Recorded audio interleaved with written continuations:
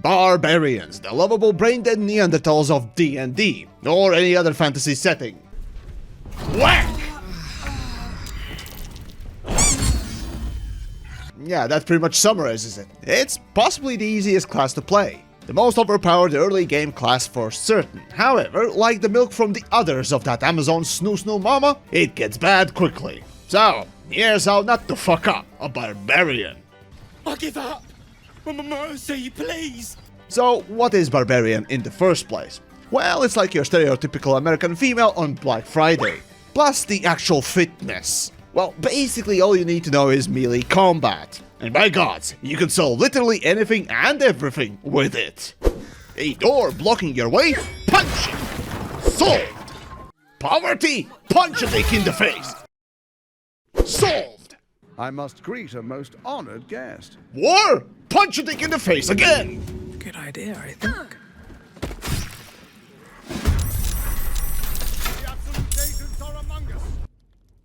Solved! Hunger? Punch an orphan in the face. A dead kid. No more hunger. Solved! Yep, that a single thing can't be solved in punching something in the face. Unless, of course, you need to punch something extra hard. Well, that also is a correct answer. And that's the class. You're so far gone into the punching things in the face that you'll sacrifice everything, including your butt cheeks, just to punch something successfully. Which makes for a rather fun class, which you'll sacrifice a chance to avoid a hit, to make a hit. Well, a good thing too, because you have health to spare, and bunch of passive features to reduce the explosive menstruations whenever somebody so much as sneezes at you. It's pretty much like putting a nozzle up a diarrhea patient. The problem is only mitigated and intensified, not solved.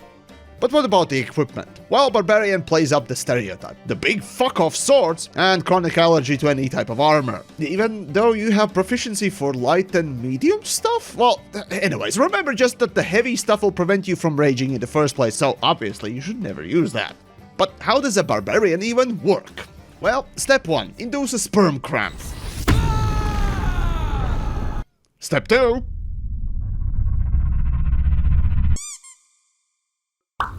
Step 3, problem solved. Basically, thanks to the reckless attack, you sacrifice a chance to avoid getting hit, by gaining a chance to succeed a hit. Normally, this would be pretty unusable in big fights, but using the sperm cramp, I mean the rage, you are mitigating half the damage at the very least. And that makes for a pretty cool synergy, as well as a trade-off. Well, until you're faced with anything magical, then you're shit out of luck. Alrighty then. Well, generally Barbarian is hard to fuck up. Well, build-wise at least, since everything, unlike Bethesda games, just works. Now, in D&D especially, remembering what skills do, when to use them, or how the damage is applied is the problem. Now, thankfully, in Baldur's Gate 3, it will teach you very quickly how to do everything. So, here we go. Okay, so level 1, even before that in fact, stat-wise. It's a good idea to max out the strength and constitution, so that you get your armor class up as high as possible, as well as damage and health. Hell, if you're able to sacrifice a kidney for an extra strength point, do it! Literally everything else, like the university degree in computer science, goes straight into the trash, right next to the ranger. Oh, and here's a fun mechanic in Baldur's Gate 3, you can't activate rage out of combat. So once more, D&D is a bit better. Level 2, Reckless Attack finally is yours, the bread and butter of making sure that you punch someone in the dick. Plus some random passive that you really don't need to care about, the game will handle it for you. But if you're playing D&D, do read it! Now the bottom line is, this one skill, the Reckless Attack, and the Great Weapon Master, if for example you're playing D&D at home and picked a variant human, by the level 2 creates the most overbearing bullshit of a character early game. And considering that most of us play D&D with a level 3 to 5 characters, Barbarian pretty much tends to dominate these games. And in Baldur's Gate it's no different. Stop! I give up! Alright, level 3, the important bit, the archetypes. Right, in no particular order. Berserker Barbarians get more exhausted during a single fight than your mom after climbing a flight of stairs. While the Wild Heart / Totem Warriors are like the furry community. They're both the weirdo in the group and also being the most versatile and useful one. And the Wild Magic Barbarians are the walking, talking Neanderthalic bimbos.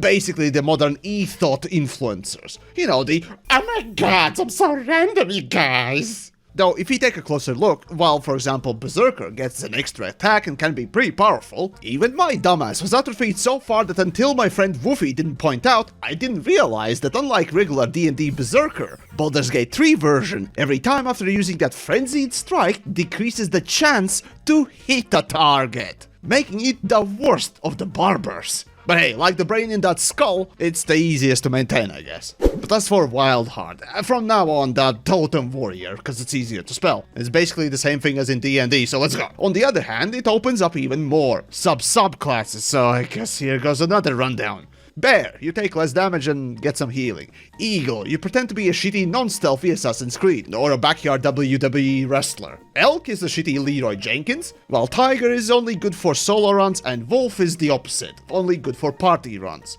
So for the most part, you're gonna be picking either Bear or Wolf. And as for the Wild Magic Barbar, well, it's just fun. It's stupid and it's fun, but the word reliability, like the Bimbo's 2 brain cells, are nowhere to be seen.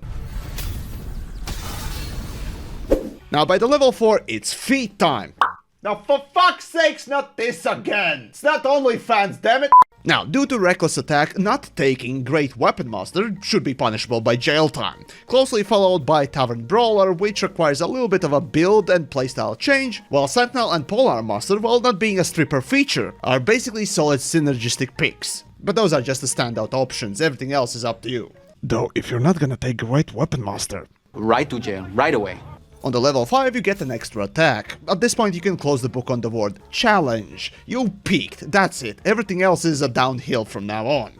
At level 6, you can turn your furry wannabe totem barbar into a literal chimp and throw feces, the camp supplies at someone, and blind them. Wait, what the fuck? This is not in D&D? Well, the Wild Magic Bimbo gets a bizarre ability to rip a fat magic fart and restore an ally's spell slot.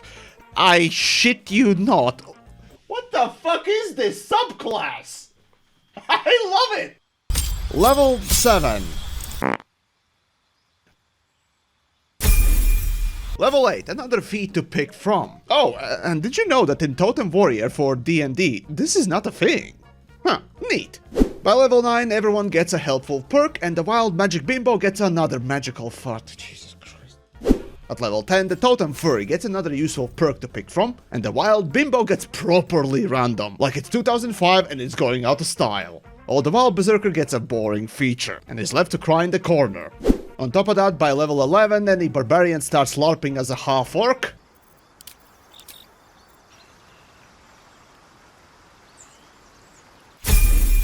And finishing off with 12, you get another feat. All in all, that's the Barbarian. On the first glance, it kinda might feel like a standard thing, but when you dig deeper, there's actually quite a bit of variety to it. You deal great amount of damage right off the bat, while the rest of the gang are basically catching up. Sure, the damage progression doesn't really scale as well as others, but still, you got it early. Besides, punching things in the face and something that looks like face accomplishes pretty much everything you need, so why are you complaining, right? But you know, it's kinda odd that Larian chose to change the Berserker Barbarian so heavily in comparison, making it quite unappealing.